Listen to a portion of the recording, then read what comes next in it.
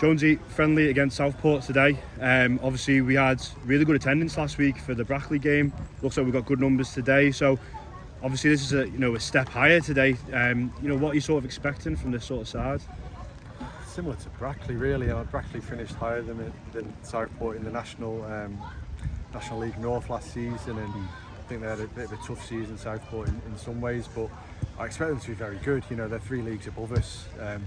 We shouldn't really get anywhere near them, because they're players that have been around the block a little bit. They're either been at pro clubs or certainly been at the higher levels of non-league football for quite a while now. So, we think we can get close to them and give them a really, really good game. But they're 3 leagues above us for a reason. So they'll be good on the ball. They'll have some good structure and good routines, and it's going to be really, really interesting to see how we stay together and try and commit to our game plan and make sure we don't get dragged all over the place and it turns into a bit of a messy kind of performance. That certainly didn't happen last week against Brackley. I thought the players did really, really, really well to hold a team like that for 85 minutes.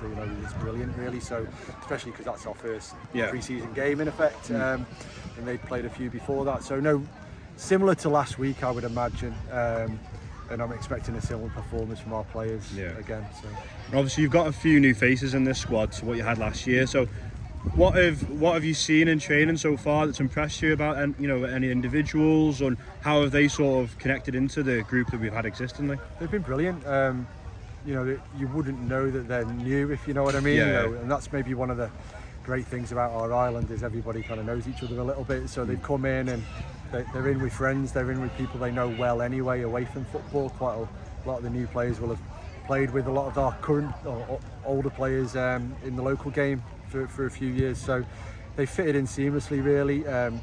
They certainly have, I wouldn't say they've added quality in some areas they have, but they've certainly made everybody get on their toes a little bit, stepped intensity up a little bit. They're here to prove that they should have a shirt, and it's making the lads who were with us last season prove that they should keep the shirt. So pre-season's been great. I think the new additions have really helped that, and I'm really looking forward to seeing how they go over the next few weeks and see who's going to keep their shirt and who's going to have their shirt taken off them. Yeah, I mean, touching on that, obviously we've got a few local games here on the island as well against local teams.